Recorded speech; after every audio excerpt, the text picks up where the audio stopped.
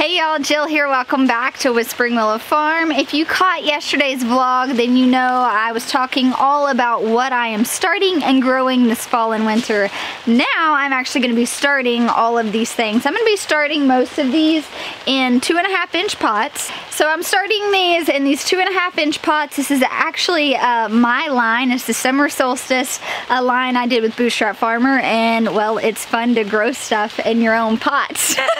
So that's what I'm doing. However, you could totally start these in soil blocks. If you're growing a large amount of certain things, you could do 50 cell trays or maybe 72 cell trays. So really, you're gonna need to try to figure out what's gonna accommodate your needs the best. I don't prefer to do soil blocks this time of year. It gets way too hot and they dry out really quickly.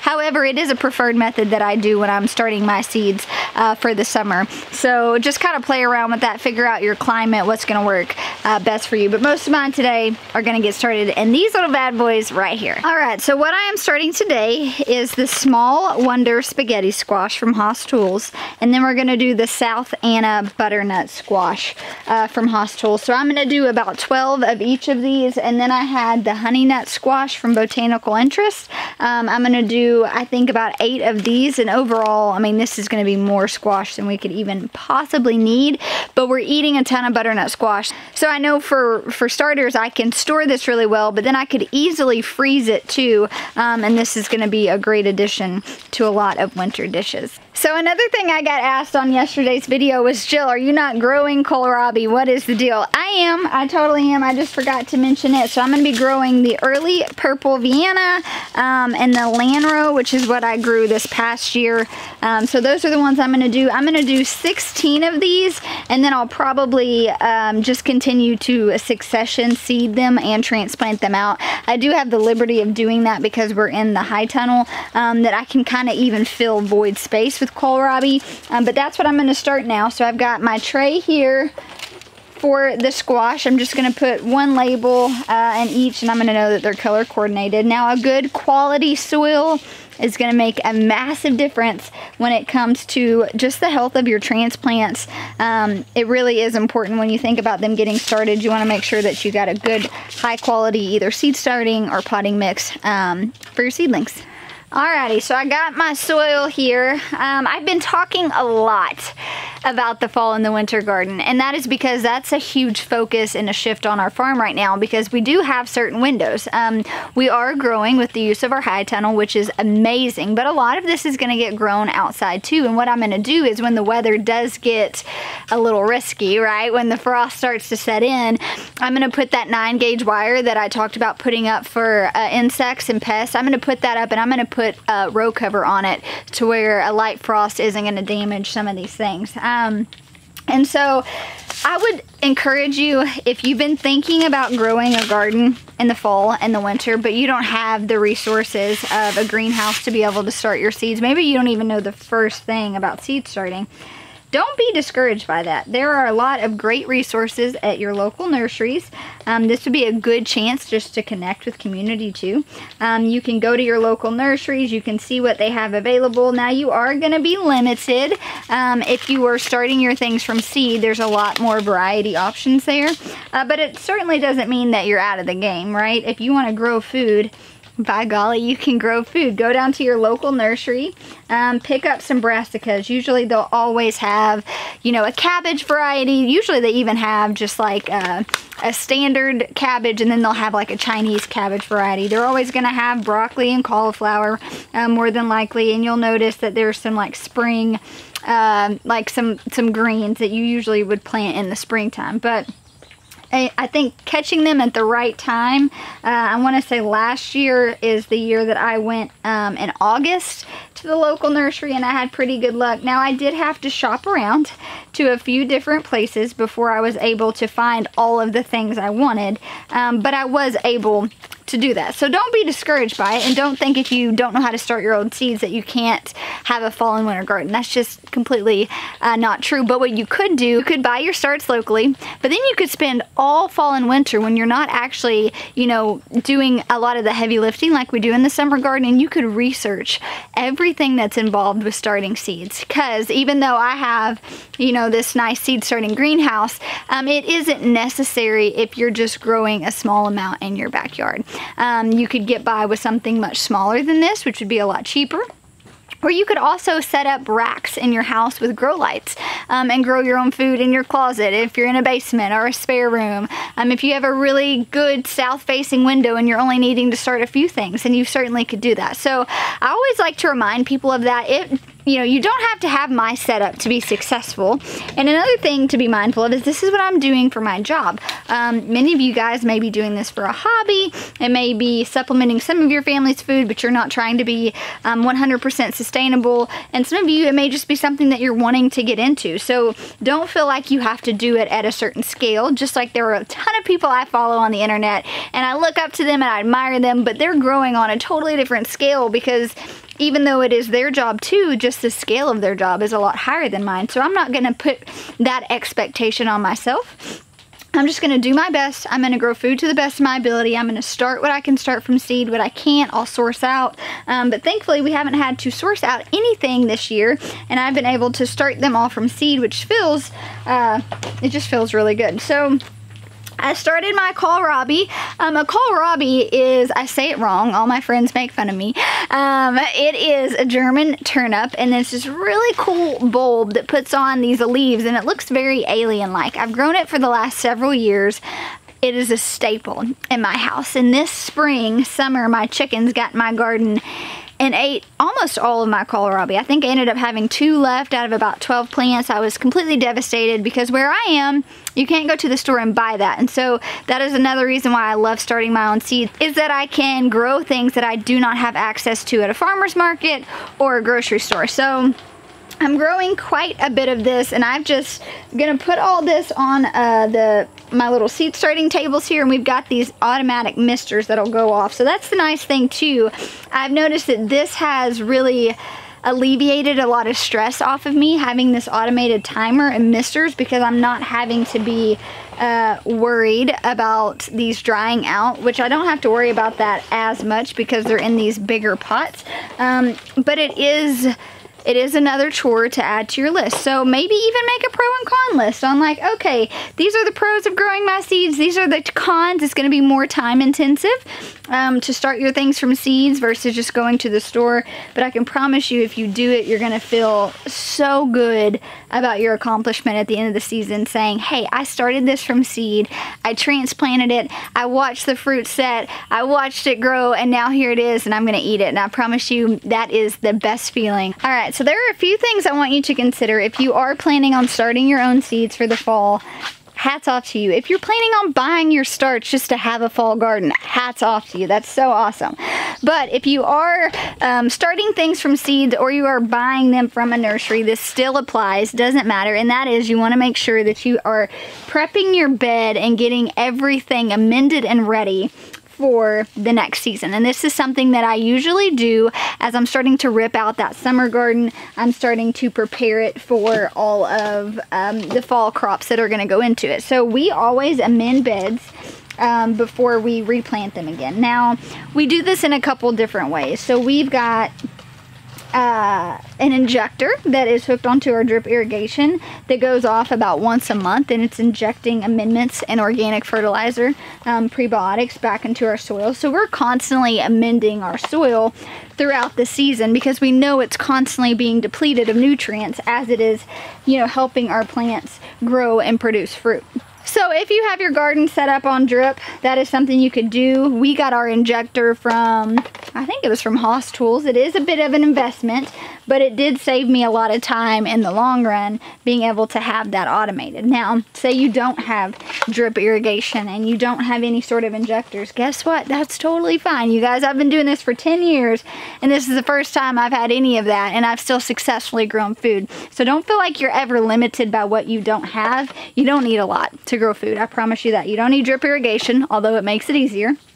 You don't need injectors with automated, you know, fertilizers being pumped into your soil, although that is a time saver. And for me, it helps, right? It makes it makes things on the farm more automated, which is totally what my goals are here, is for efficiency. So it meets my needs well.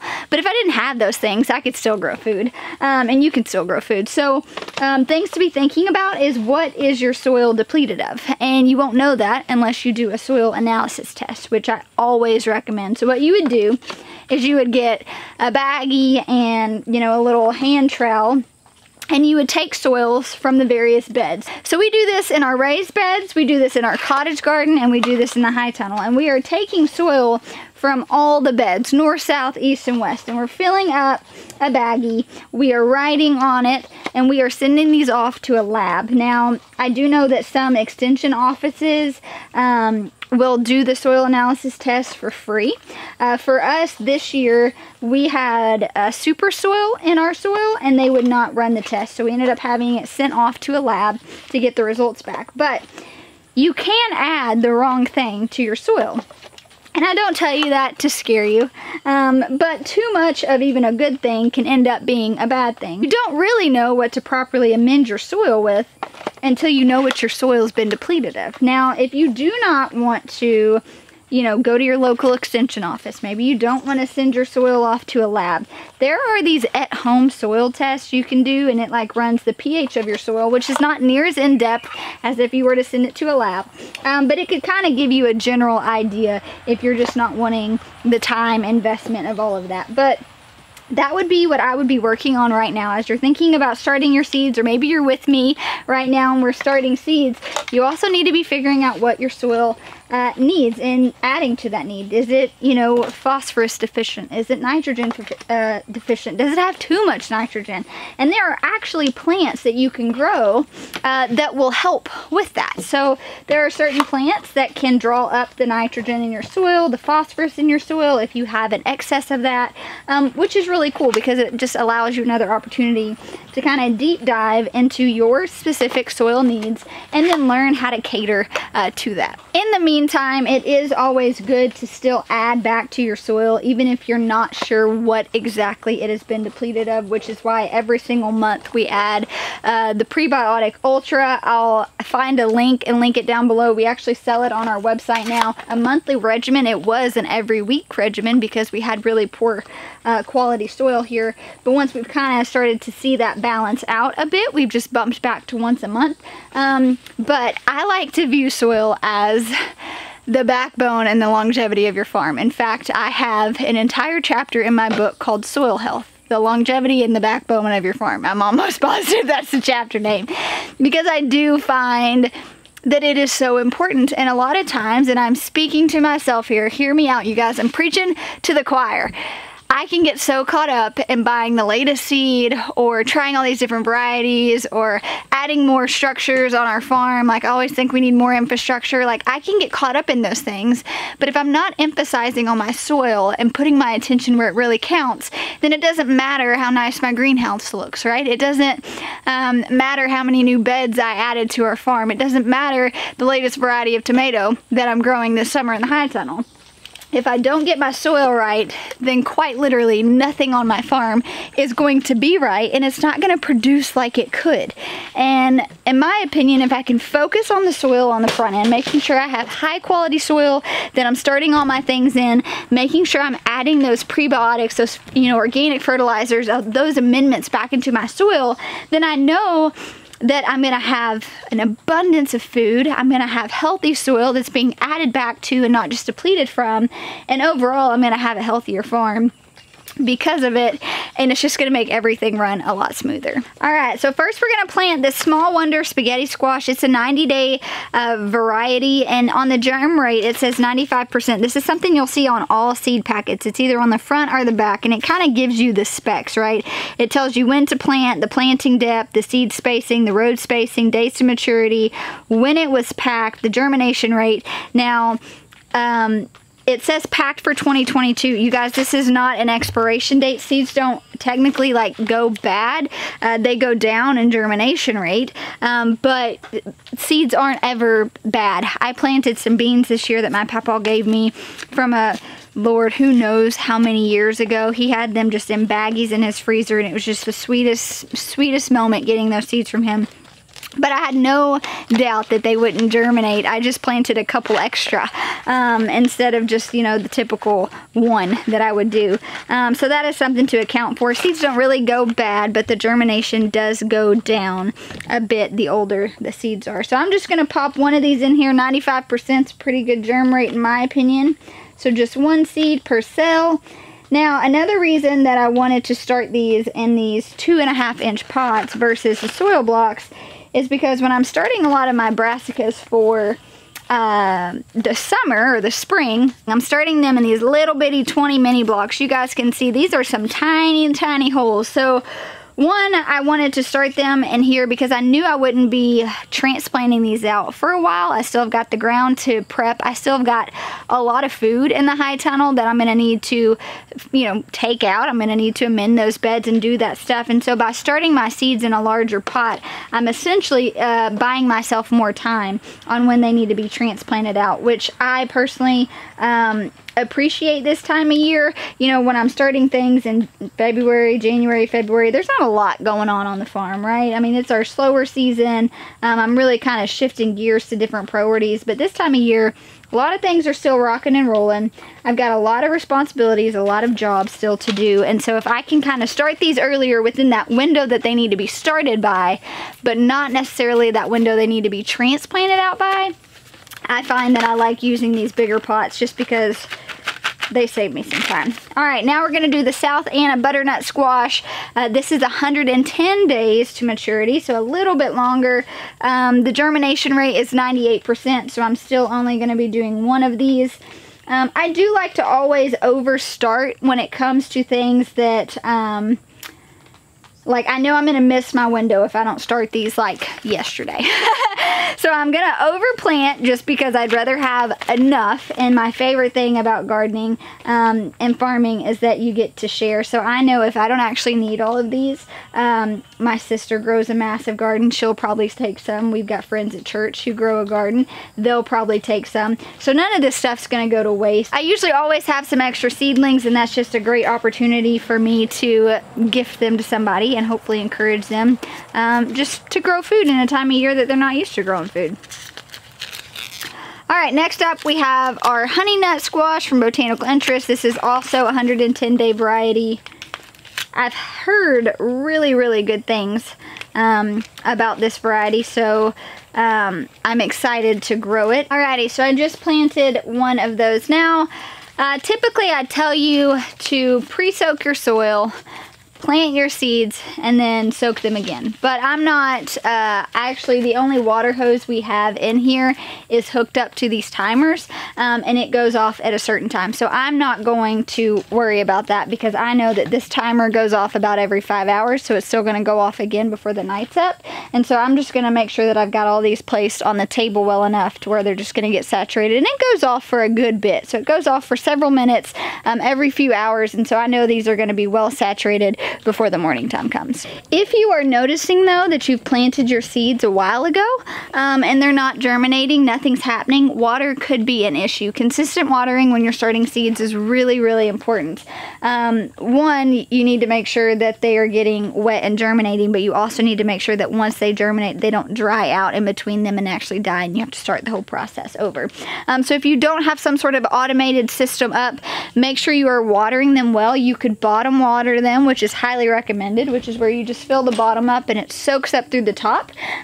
Or you could do you know, a handheld sprinkler, but have it on mist. You don't want to pack the seeds down any further than what the seed packet says to, especially if you're growing different flowers that actually need the light to germinate. You don't actually want to push them in the soil. A lot of times if you're overhead watering, it'll just pack them down, and then they have a hard time germinating because they actually need the light to germinate. All right, y'all, that was quick little things. I'm seated. We've got Friday, all of our brassicas. That is a huge thing. We've got so many brassicas. I'm actually going to be starting those in these 72 cell trays because we have so many of them. So in the meantime, I need to clean all these out, sanitize them well. But one for table space, and we just have so many that we're going to be starting those in the 72 50 cell trays. But then that is going to be it. Then we're just going to be working on amending the beds and the raised bed out in the high tunnel, making sure we're getting all the gardens cleaned out and really just preparing for this big massive wave. And then we'll be direct seeding some root crops around September. So we've got about another month for that. And then we'll have our spinach and our baby greens that we'll be doing bi-weekly again as it starts to cool off. It's still a bit hot here. It is tampering off. It's getting cooler, but we're not quite there yet. Everything just bolts so quickly. All right, little guys. I'm going to need you to grow and be big and strong. I think you can do that, just like all these little guys. So this was what I started, gosh, maybe a week and a half ago. This is a spaghetti squash variety. This is a pink banana jumbo. This is a buttercup, which is supposed to be this really cool taste like a sweet potato. Then we have our Katrina cucumbers and our Grand Marshall tomatoes. So these will be going out soon. And then we have Sunflower Steve's seeds that he sent me, and I'm going to be starting a few more of these too because I would like to get a round before the frost comes and just see all the different pretty colors. Alright guys, that is it. I am taking off my work hat and putting on my mom hat to go inside and make some dinner. But thank you all so much for hanging out with me in the greenhouse. Do not forget, you can grow a fall garden even if you are not starting things from seeds. That 100% does not limit you. All you have to do is have a willing attitude, be willing to start, and also be willing to listen to whatever the garden has to teach you. And it may not always be easy. There are certainly challenges that come from growing, whether you're growing in the summertime or the fall and winter. But if you can take those experiences and learn from them, I promise you'll be better for it. And you'll have a better garden the next year and the next season because of it as well. So thanks for hanging out with me. I'll talk to you soon.